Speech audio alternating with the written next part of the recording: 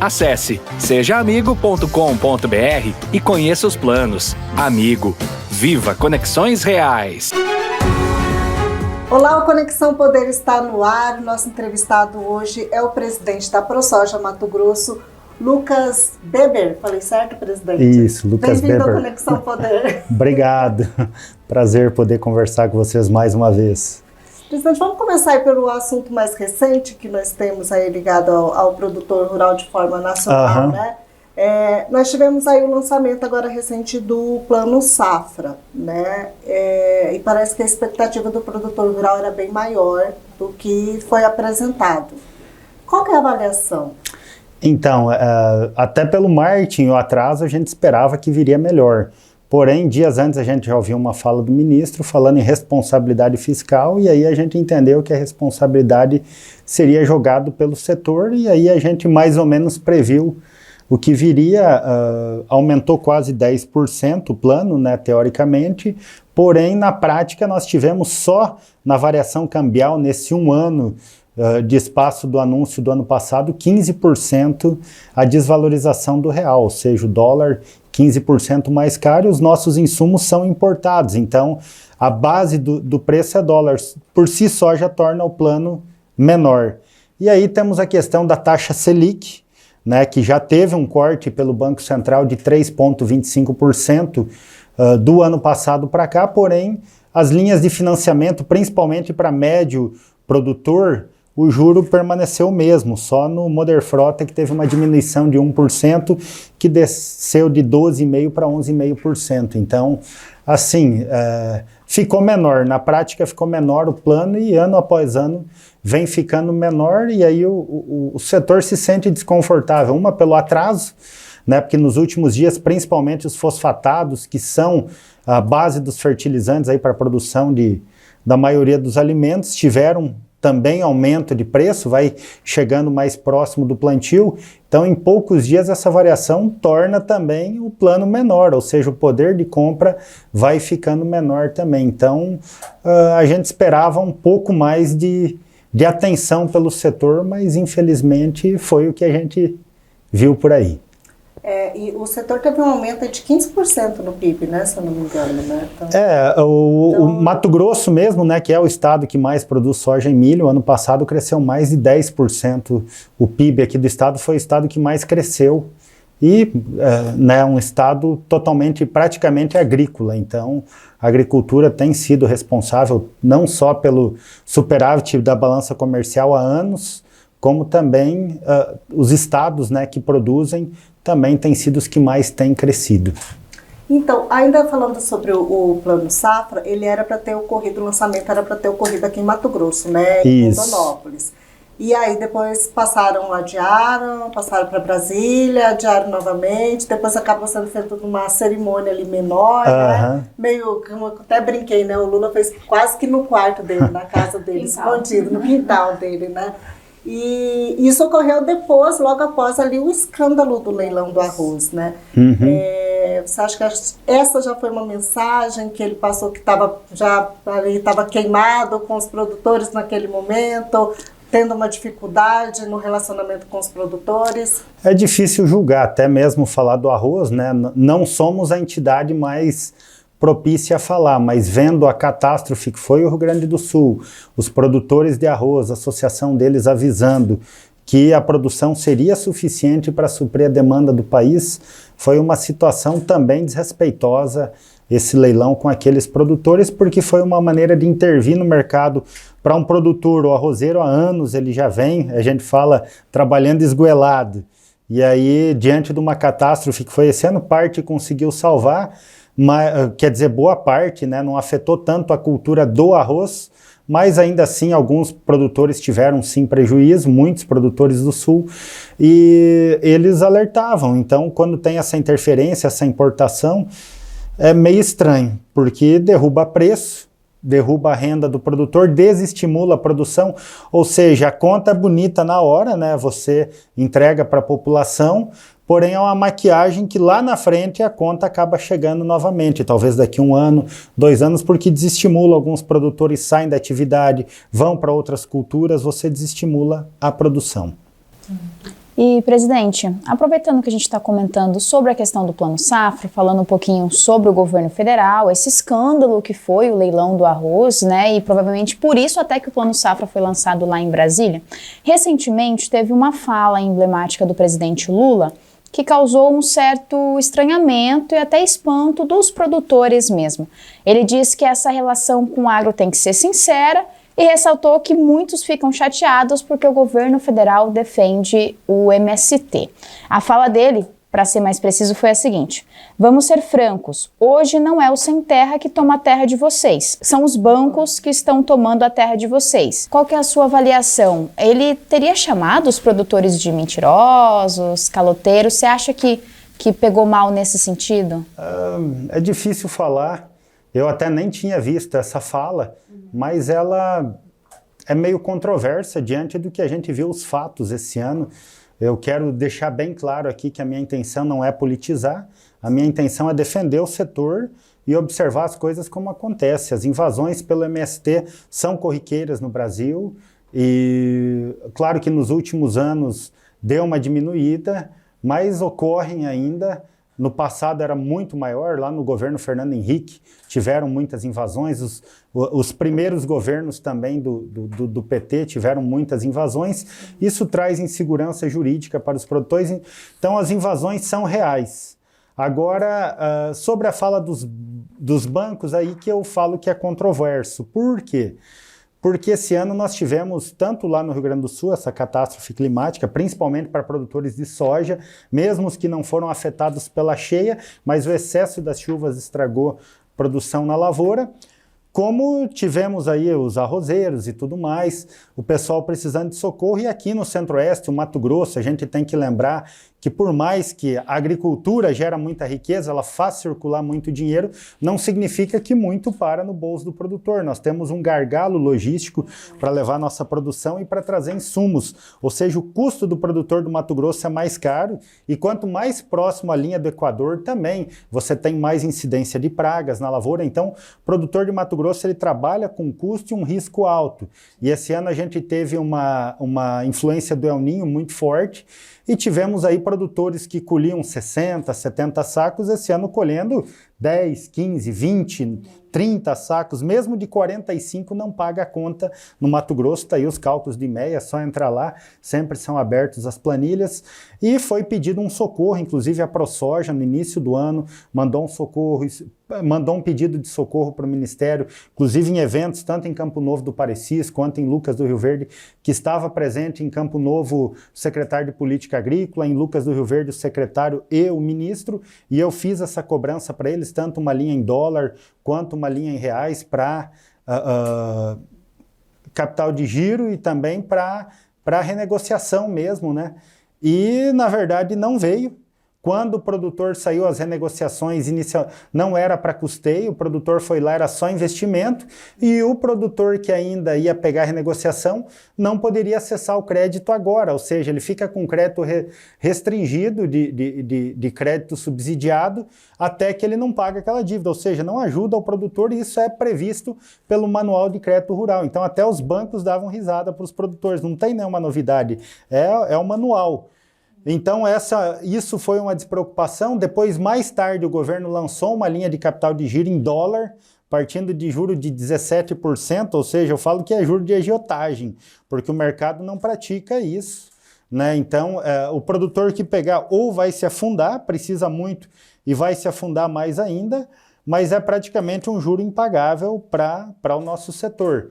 Então, e tem também a questão que está, esse ano mesmo, ele aumentou no Plano Safra, que é algo também controverso, que ele aumentou os recursos a juro livre. Isso beneficia o banco, não o produtor, entendeu? Então, tem todas essas questões. Então, se ele está falando que não é MST ao banco, a política que ele está fazendo na prática, e cabe falar que é a prática, o que está acontecendo. Eu não estou falando de política, aqui eu não estou tomando partido político, eu estou falando na prática, o que a gente tem visto é que a maneira que eles estão gerindo a política agrícola do país favorece ainda mais para bancos, ainda mais quando a equipe dele se manifesta contra a recuperação judicial, que infelizmente está sendo banalizada, porque tem grupos que foram fundados em 2021 e estão pedindo, mas isso não é a mim que cabe julgar. Recuperação judicial passa pelo Poder Judiciário, não é minha alçada julgar isso, mas a gente sabe que tem muito pequeno produtor que realmente vai precisar, entendeu? E o governo critica. Então, eu não consigo entender coerência nessas afirmações. É isso que a gente precisa entender. O governo precisa ter clareza no que ele fala e ter uma direção. É isso que a gente precisa. E assim, é até bom a gente lembrar que não é um favor que se faz ao produtor rural, que o governo federal, a União faz ao produtor rural, o Plano Safra, esses incentivos e tudo mais. Em outros países também o incentivo é bem maior. Muito maior o subsídio. A gente compete com países que têm o subsídio maior, tem custos menores, até os defensivos. Aqui no Brasil tem muito ativismo ideológico sobre defensivos agrícolas. Eu sempre faço uma afirmação minha que eu falo: quem negava vacina, não quero polemizar aqui, mas eu lembro muito bem que quem negava vacina era negacionista. Quem aprova vacina passa pelo Ministério da Agricultura, pelo IBAMA e pela Anvisa. A vacina era aprovada somente pela Anvisa. Aí o defensivo que a Anvisa aprova não é próprio para uso, mas a vacina é. Então, peraí, novamente vem a coerência, entendeu? Eu acho que, inclusive, os critérios brasileiros são dos mais rigorosos. Teve agora uma modernização na PL dos defensivos, porque antes até produto biológico tinha os mesmos critérios de produto químico, entendeu? Então, a gente tem que ter clareza e coerência nessas afirmações. É uma série de dificuldades. Assim, isso, e daí eu falo, esses países que a gente compete, tem geralmente a disponibilidade. Nós tivemos anos atrás, quando surgiu a Helicover parmígera, o Paraguai já usava há muito tempo, Uruguai e Argentina, que no Brasil restringiam, causou sérios prejuízos para os produtores e nós não tínhamos um produto que controlava e se demorou, teve muita polêmica em cima, entendeu? Então, isso daí às vezes acaba até favorecendo o contrabando, que ninguém apoia coisa ilegal. Mas o governo tem que ter políticas para facilitar a produção e garantir a segurança alimentar, que quando você fala de um plano safra, ele não está, como você falou, ele não beneficia só o produtor, e o produtor está pegando dinheiro emprestado para pagar. Inclusive tem linhas de crédito que o juro está maior que a própria Selic. Né? Não é nem subsidiado esse juro aí, não é dado. O produtor vai pagar lá na frente, e a gente tem que saber que quanto mais oferta e produção tem, menor a inflação. Então beneficia toda a população. Aí é a comida mais barata. Exato. Na mesa de todo mundo, né? E também falando sobre isso, presidente, recentemente, em uma entrevista aqui no Conexão Poder mesmo, nós recebemos o responsável, presidente do Instituto Pensar Agro, o Nilson Leitão. E ele fez uma crítica muito incisiva com relação ao real fundamento do MST, que no ponto de vista dele, eles não estão ali para conseguir assentar os participantes. Pelo contrário, eles estão ali para fazer uma mudança na Constituição, buscando essa mudança na Constituição e para derrubar o direito à propriedade privada no Brasil.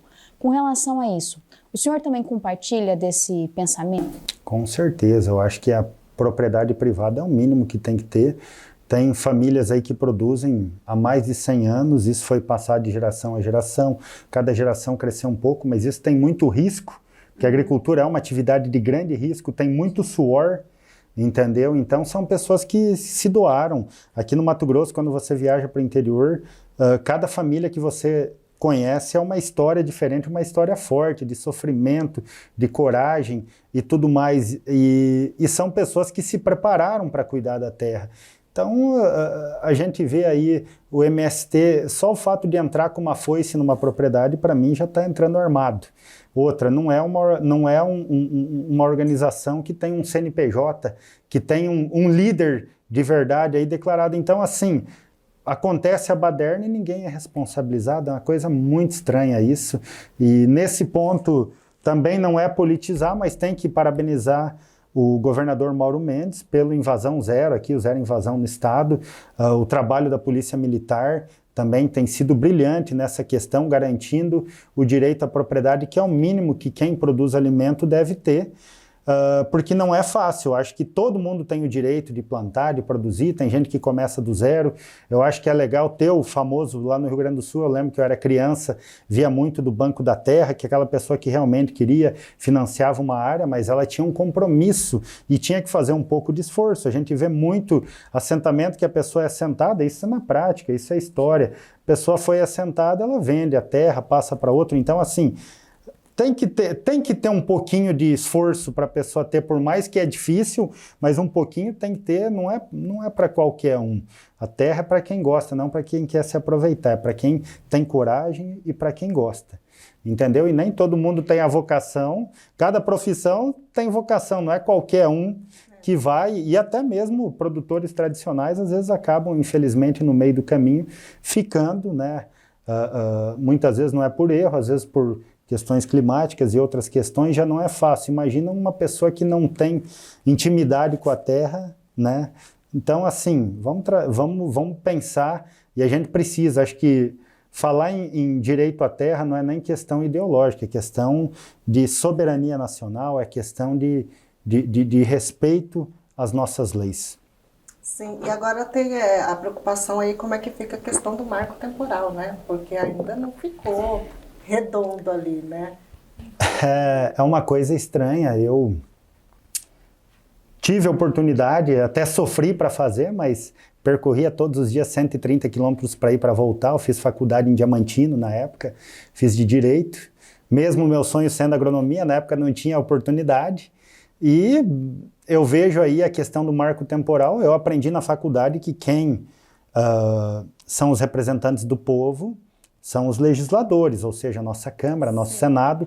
Nós temos a Constituição Federal, que ela já expressa 5 de outubro de 1988, o marco temporal, ele já está previsto, ou seja, aonde o indígena estava presente, né, os povos originários que agora falam, onde eles estavam presentes, é direito deles permanecerem. Aonde eles não estavam, quem teve a posse dessas terras antes desse período também o direito à propriedade. É claro que precisava para acertar alguns detalhes a regulamentação, mas isso já estava estabelecido. Aí o ano passado tivemos aprovação no Congresso, primeiro na Câmara, depois do Senado, da lei do marco temporal, e eu entendo isso, quando eu estudei direito, que isso deveria estar pacificado. Sim, até porque está previsto na Constituição, mas ainda está na mão do Judiciário. A gente tem esperança que o Judiciário vai decidir no que é sensato, porque a gente tem que lembrar que o marco ele não proíbe, não inibe a demarcação de terra indígena,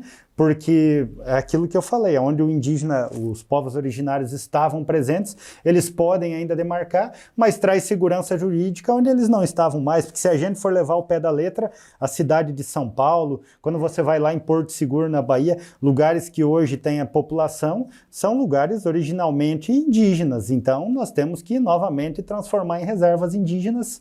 Hoje o nosso país, em torno de 14% o território são de reservas indígenas. Se não respeitado o marco temporal, vai para 30%. E se a gente pegar a agricultura, ela utiliza, segundo dados da NASA, né, a NASA fala em 7,6% do nosso território. E já a Embrapa Territorial 7,8%. Então, próximo dos 8%, 9% se considerar florestas plantadas. E a gente é esse grande produtor mundial, né? E os índios já têm 13%, a população deles não é tão grande assim. E ir para 30%, violando o direito à propriedade de quem já está estabelecido, eu não sei se é sensato. Acho que a gente tem que pensar no bem comum de todos, onde que se encaixa a maioria. Mas não respeitando o marco temporal, haverá uma desproporcionalidade. Aí, na sua opinião, já não estão sendo usados aí como massa de manobra? É difícil falar, né? Eu acho que os povos originários, do que eu tive a oportunidade de conhecer, e a gente precisa, o brasileiro precisa conhecer o Brasil.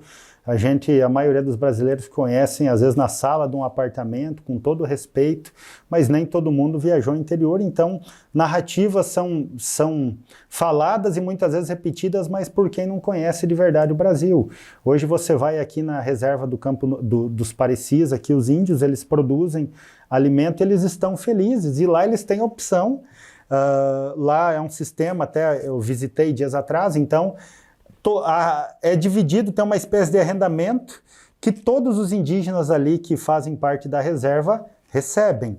Os que querem trabalhar ganham mais ainda. Então tem a opção de quem quer trabalhar, de quem não quer, e acaba gerando renda para eles ali internamente. E tem outros povos indígenas que também se interessam e vêm ali para aprender, que querem produzir. Já tem uns que não interessam. O que eu acho assim, o ser humano, porque eles são humanos como nós.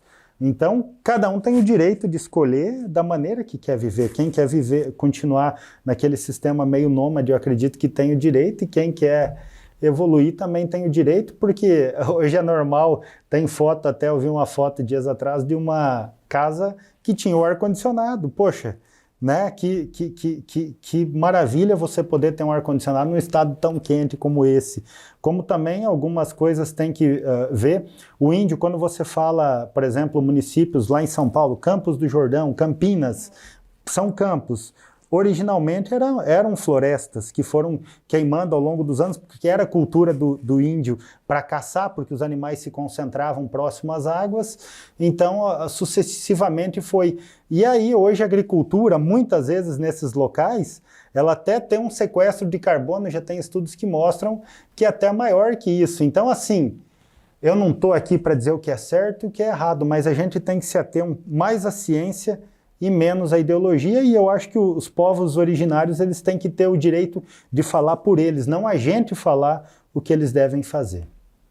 E, presidente, recentemente a gente acompanhou, na verdade, que o senhor cobrou um posicionamento mais efetivo, mais incisivo do ministro da Agricultura, Carlos Fávaro, com relação à moratória da soja e da carne e também da costura da abertura de novos mercados.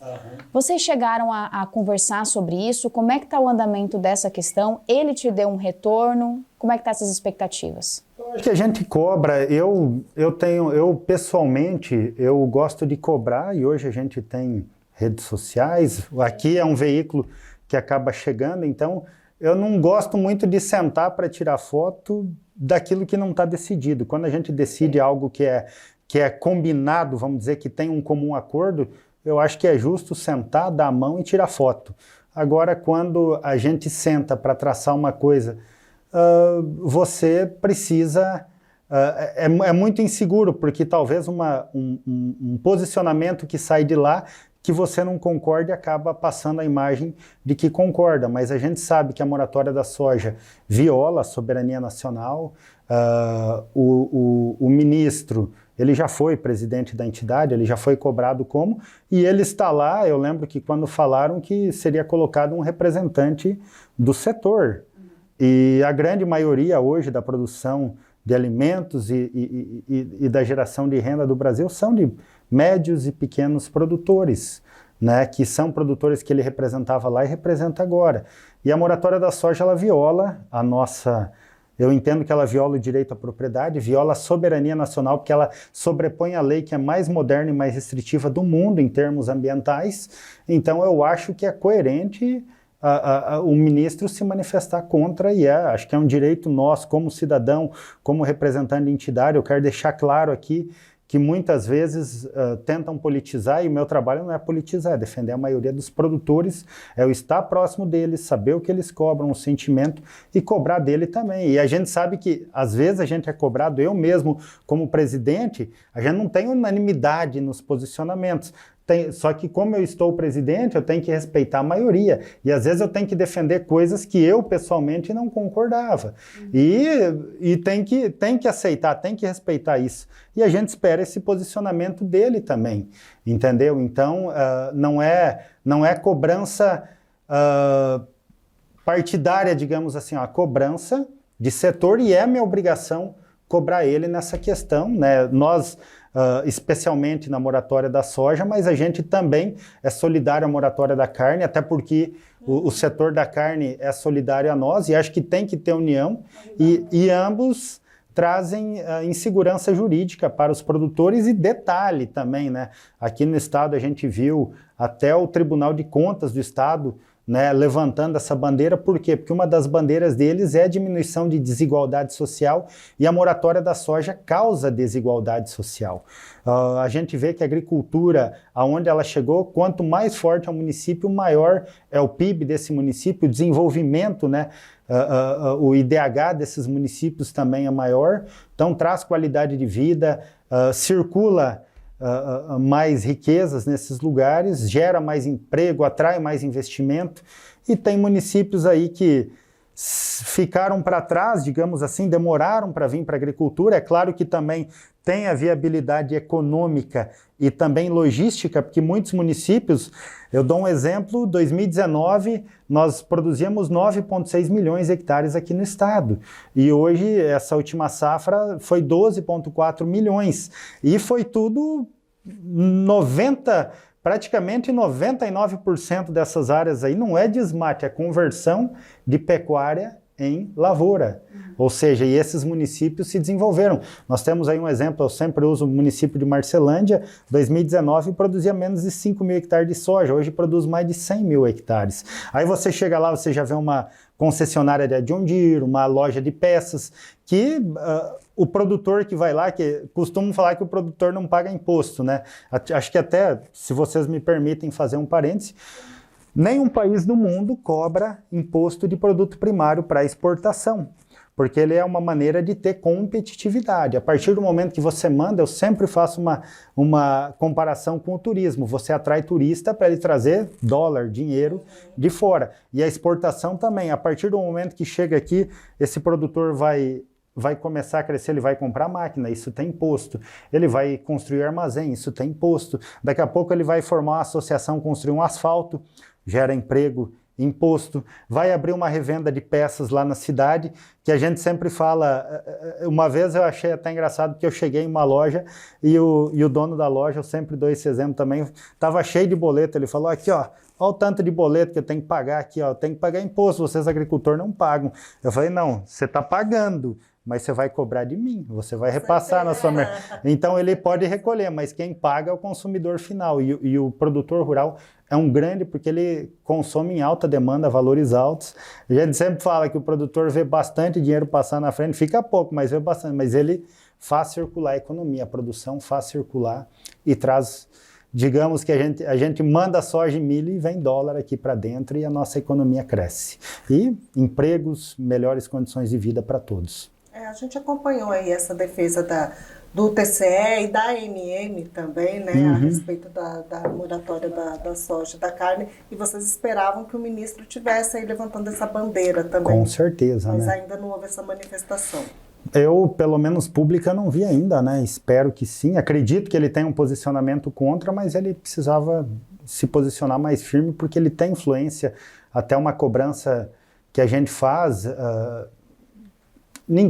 eu volto a falar, ninguém pensa igual. Nós temos a ministra Marina, que tem muita polêmica. Eu acho que ela pode falar qualquer coisa que seja verdade, seja agenda positiva, negativa, mas eu não vejo ela quase falar agenda positiva do Brasil, entendeu? Enquanto eu falei que nós utilizamos aí 8% do território, países da Europa utilizam 20%, 30%, o Brasil é um dos que menos utiliza.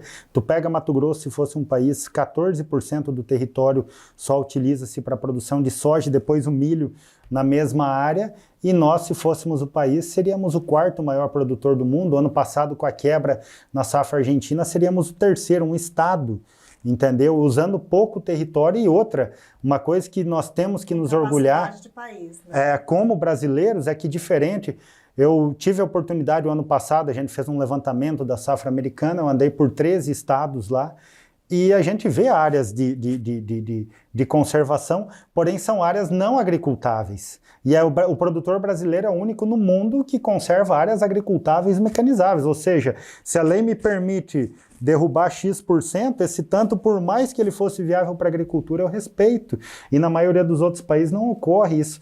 E isso eu queria ver ela falar, eu queria ver essa parte territorial, é isso que a gente espera. Então, independente de ideologia política, acho que todos nós, o Brasil está muito dividido, a gente tem que pensar a nível de patriotismo, de orgulho nacional, e acima de tudo defender a nossa nação. Eu acho que isso é o mínimo que todos nós brasileiros, independente de posição, independente de ideologia política, aquilo que nós fazemos de bom, nós temos que propagar pelo mundo. Está faltando então essa defesa, ao invés de ficar prejudicando ali, como queimando. Exato, acho que a ilegalidade todos nós somos contra, mas a gente tem que exaltar aquilo que é feito, e bem feito. O plantio direto também, que é uma das virtudes, principalmente da agricultura tropical, que é o plantio direto sobre a palhada, sem o revolvimento, diferente daqueles filmes americanos que você vê arando todo ano, a gente planta sobre a palhada. Isso aumenta o sequestro de carbono, isso evita erosão, isso conserva rios, evita assoreamento de rios, evita que produtos químicos sejam utilizados, também escorram para os rios. Então, são todas práticas que nós temos que são motivo de orgulho, e a gente não vê isso ser propagado, e a gente precisa que os nossos representantes ajudem a propagar, porque a voz deles tem força. E, presidente, a gente tem acompanhado também toda essa celeuma a respeito da Ferrogrão, né? Esse desenrolar aí que está mais enrolado do que tudo. Nesse ponto, qual que é a sua avaliação a respeito dessa narrativa de proteção ambiental que vem sendo usada, vem sendo difundida para barrar essa via que vai ser uma das principais, vai ser a principal, a essencial para o escoamento dessa produção? Novamente eu falo que o nosso país está dividido, mas tem que falar. Tem uma ação do partido do PSOL, né, contra a construção da Ferrogrão, está nas mãos do ministro Alexandre Moraes, e aí eu não estou aqui para falar, eu estou falando que está na mão por conta de uma ação. Não foi ele que provocou a ação, ele foi provocado, e é o dever dele como juiz, justamente, essa ação está nas mãos dele. E o que a gente tem que falar sobre a Ferrogrão? Primeiro, é um anseio muito grande, claro, dos produtores de Mato Grosso, mas que traz benefícios para... Eu falo que não só para o nosso país, mas para a humanidade, porque você torna Mato Grosso mais competitivo, né? Nós tivemos a visita do presidente Macron de tempos atrás, inclusive falando contra a Ferrogrão, enquanto França e Alemanha têm o mesmo território do Mato Grosso, eles têm 70 mil quilômetros de ferrovia, e nós aqui no nosso estado temos pouco mais de 300. A Ferrogrão teria 900 quilômetros, ocuparia grande parte a área de domínio da rodovia BR-163, e o pouco que ela utilizaria da reserva do Jamanchinha, menos de meio milésimo, e ainda assim há uma proposta de compensação muito maior dessa área, e a gente tem que lembrar que ferrovia, além de ser um meio de transporte eficiente, mais barato, ele emite até de 3 a 5 vezes menos carbono na atmosfera. Então, e fora que você diminui o desgaste de rodovias, porque além de você desgastar, você também tem impacto ambiental, e o risco, tudo, né, para reformar uma rodovia. Então você tem mais conservação, mais segurança, mais agilidade nas rodovias, e você torna o nosso estado ainda mais competitivo, como são os países de primeiro mundo. Ela seria um balizador de preço de commodity, não só para Mato Grosso, mas para o Brasil. Ela deixaria os fretes mais baratos, diminuiria o uso de combustíveis fósseis, né? Então, só tem vantagens, mas infelizmente a ideologia muitas vezes é colocada acima da ciência e acima do bem da maioria do povo.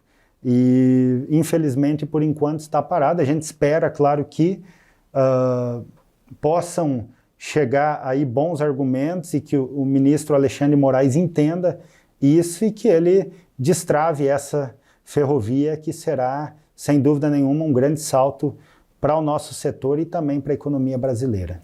Se for pensar pelo ponto de vista de defesa ambiental, só aí a emissão de gases que será reduzida já compensaria.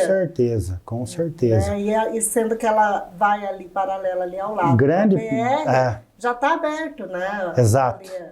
Grande parte é o traçado da rodovia BR-163, então a gente vê muito mais benefício do que malefícios. Mas o pano de fundo aí é o interesse econômico, pela briga aí de interesse econômico com dos outros países mesmo? Então, eu admiro, até a gente tinha o Richard, né, dias atrás no circuito, ele fala, e eu também tenho que concordar que a gente tem que admirar o presidente Macron, por mais que ele tenha ideologias, porque ele sabe defender muito bem o país dele. Inclusive, nós tivemos aí o acordo Mercosul, que ele comunicou ao presidente Lula que não cumpriria, né? Por quê? Porque há uma vantagem na balança comercial com a maioria dos países europeus em relação ao Brasil, ou seja, eles mais exportam do que importam. Então, no acordo Mercosul, você traria equilíbrio. Então, são todas narrativas, eu falo que é uma barreira comercial pintada de verde. E ele sabe fazer muito bem defendendo a nação e a economia dele. Mas, no fundo, o objetivo não é ambiental, mas sim econômico.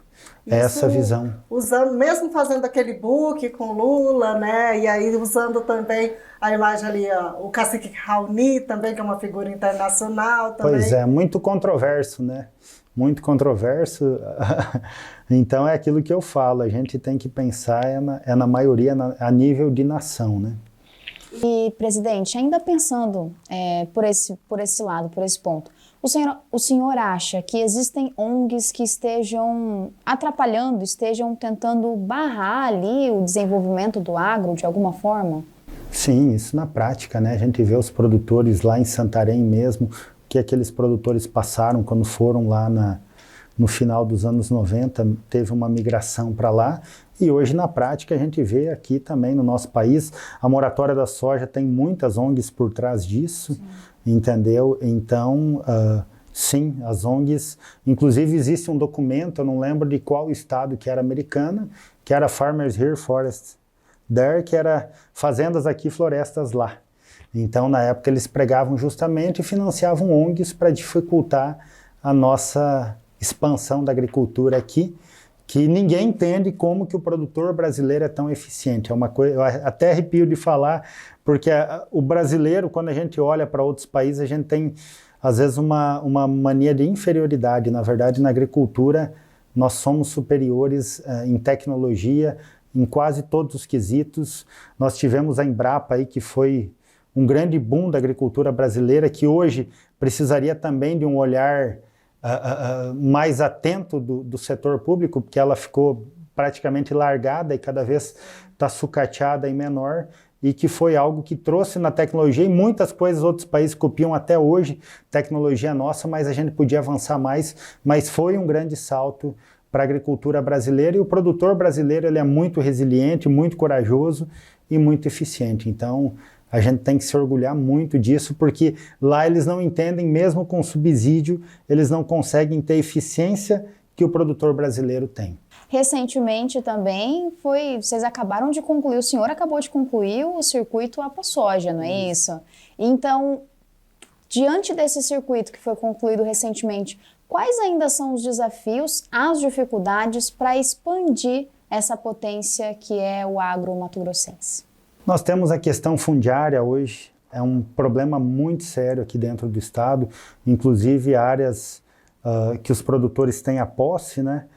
Legalmente, hoje é considerada, por eles não terem ainda a titulação, a escritura, as áreas deles de reserva dentro, mesmo eles tendo efetuado desmate dentro da lei, são consideradas áreas como que fossem parques nacionais reservas. Então esses produtores têm embargo nas áreas, isso dificulta muito a produção, porque eles têm que buscar dinheiro a juro mais alto, como diz, tem que fazer malabarismo para poder produzir. Então essa questão é muito pertinente. Nós temos aí muitos desses embargos também é por sobreposição de áreas também que tem nos cadastros de imóveis, nos georreferenciamentos aí. Então são vários desafios que a gente vê no estado. Tem essa parte ambiental que é a que mais pega e que é uma bandeira que a gente tem de desmistificar com dados e números para que realmente o nosso setor possa ser conhecido e respeitado lá fora. E lembrando que a gente sempre defende a legalidade, até achando extremamente restritivo o nosso código, mas os nossos produtores respeitam a legalidade. Agora a gente tem que ter celeridade. Por exemplo, hoje o licenciamento, às vezes, para você efetuar um desmate legal é muito demorado. Eu acho que tinha que ter uma fiscalização, o produtor deveria fazer dentro da lei e ser fiscalizado. Quem descumprir ter duras penas, que tem países que fazem isso. Agora, às vezes, fica anos para conseguir o licenciamento e ele está fazendo investimento, está tudo e está se endividando e não está tendo renda dessa terra, entendeu? Então, a moratória da soja, assim, é praticamente unânime no estado e o pessoal tem o medo aí tanto da moratória do Cerrado, que estão tentando emplacar, que falam que é a partir de janeiro de 2025, como também tivemos a lei de antidesmatamento da União Europeia, que legal, eles querem impor, mas será que eles vão pagar? Porque tem que segregar produto. Tem um custo mais alto para enviar esse produto para a Europa, eles vão pagar essa diferença? Se eles pagar, tudo bem. Né? Então, tem mercado, nós temos o desafio de abrir novos mercados para não ficar refém só de empresas tradicionais que têm, né, se unido, a gente vê a moratória aí, é uma espécie de cartel, que a gente vê eles unidos e a gente não vê também nenhuma agenda positiva deles lá fora para divulgar os pontos positivos da nossa agricultura. Parece que eles estão só se beneficiando disso e favorecendo, então por isso que a gente tem feito esse enfrentamento. Então, assim, eu acho que o maior de tudo são as ideologias, que daí vem toda essa insegurança jurídica, seja invasão de terras e tudo mais. Tem essa questão indígena também, que tem que ser esclarecido. Se você pegar, a maioria das coisas são ideológicas contra o nosso setor, que tem dificultado e atrasado os nossos produtores. E essa questão da logística aí, que é um grande entrave, que Mato Grosso podia estar muito maior, até a ProSoja está investindo pesado na pesquisa científica, tanto para a produção em solos arenosos, que nós temos abundância, como solos siltosos, que tem muito aqui no estado. Nós temos 2 centros de pesquisa, um no Parecis, outro no Vale do Araguaia, focado, que são áreas de pastagem degradada. Temos aí uma fronteira de mais de 4 milhões de hectares de solos siltosos no Vale do Araguaia, Vale do Guaporé, que podem virar produção, estão aos poucos virando, mas claro, a gente tem desenvolvido a pesquisa para trazer mais eficiência e, volto a falar, isso não beneficia só o produtor, toda a sociedade, porque torna a economia do nosso estado maior. Então, os desafios são grandes, principalmente nessa área de sustentabilidade, que é algo que a gente tem dado um olhar mais atento. Tem agora também essa semana, né, a regulamentação da reforma tributária, que é muito injusta, né? A gente tem a preocupação porque vai ter a questão de créditos, de impostos, e a gente viu que há uma falha aí, que os produtores não vão conseguir se beneficiar nas exportações, parte disso vai se perder, vai perder competitividade, a produção brasileira vai ficar mais pesado para se produzir aqui no país. Então, tudo isso tem que ser olhado com um olhar mais atento, e a entidade está trabalhando sempre de olho em tudo isso para buscar mais justiça para os produtores aqui do estado. Você falou aí da forma de se vender melhor, né, o agro lá fora, e das narrativas. Essas narrativas, elas acabam demonizando o agro. Com certeza, assim, de forma injusta, né? A gente sabe, tem que reconhecer que sempre tem um ou outro que faz coisa errada, e para isso existe a lei e deve ser punido. Acho que em todos os setores, todas as profissões, sempre existe o bom profissional e o mau profissional. O mau profissional geralmente é a minoria, mas isso acaba queimando, e é aquilo que eu volto a falar. Tem sido exaltado a minoria que faz a coisa errada e tem sido esquecido de exaltar quem faz o que é certo. Certo. Presidente, para a gente concluir, vai ocorrer logo aqui em Cuiabá, né? A Sirlene deixou até a propaganda aqui pra isso. gente, do simpósio técnico da ProSoja. Quais que vão ser os destaques aqui? De 7 a 8 de agosto, né, nós vamos ter uma inovação. Esse ano terá palestra sobre governança, ou seja, ajudando, né, o produtor a administrar melhor suas propriedades, mas temos aí a questão do mercado, que está, né, balançando muito nesses últimos 2 anos. Tivemos aí uma baixa muito grande nas commodities. Então vem o Matheus Pereira da Pátria, que hoje é uma das empresas mais respeitadas das consultorias privadas em análise de mercado e prospecção de safras. Tem também o Leandro, que é um grande especialista em altas produtividades de soja também, que a gente também tem que ter um cuidado, porque muito se fala em produtividade, mas tem que prestar atenção também na lucratividade, que é o que a entidade pensa para ter a longevidade do produtor na atividade, para que ele se mantenha. E nem sempre altas produtividades vêm de encontro à sustentabilidade econômica, mas sim ele traz pontos muito importantes para que o produtor melhore também a eficiência, aplicando técnicas que tragam mais produtividade, muitas vezes até usando menos recurso, ou que realmente renumere aquilo para o produtor, e a gente espera atrair um grande público.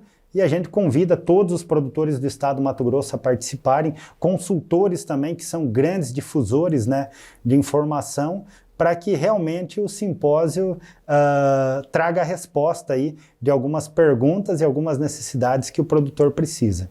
Tá certo. Obrigada, presidente, pela sua entrevista. É sempre muito bom receber o senhor aqui. Fica o presente da casa. Muito obrigado. Espaço aberto para suas considerações finais. Muito obrigado, agradecer vocês pela oportunidade, é sempre bom falar, desmistificar, e agradeço o respeito de vocês aqui. Foi uma conversa leve, a gente pôde conversar de alguns assuntos, de ter a oportunidade da gente mostrar o nosso lado, porque muitas vezes é feita uma polarização, né? Aqui no nosso país isso está muito comum, e isso é péssimo para todos nós. Eu acho que a verdade tem que ser falada, doa quem doer, mas não se deve levar tudo isso para o lado, seja político partidário, seja... O que a gente tem que falar é aquilo que a gente acredita que o nosso país precisa, e eu e a nossa diretoria da ProSoja e todos os nossos colaboradores estamos aí para trabalhar e para representar a maioria dos produtores, né? A minha família sempre... A agricultura fez parte da vida dela, então a gente pensa nas próximas gerações e, acima de tudo, uma agricultura mais justa. E a gente convida sempre os produtores a participarem das nossas assembleias, das nossas reuniões de comissões, nossas rodadas técnicas, para aproveitar o que a entidade faz de trabalhos, que são muitos, né? Quem não conhece, quando vê a primeira vez, se surpreende, e também para sempre contribuírem para ajudar a dar o direcionamento que a nossa entidade, de fato, ela tem que representar o anseio do produtor. E esse é um estado aí movido pelo agro, né? Sim. Então a gente continua acompanhando e dando a devida importância. Com certeza. Muito obrigado. Obrigada, presidente. Obrigada, Karine, e todo mundo que nos acompanhou até aqui.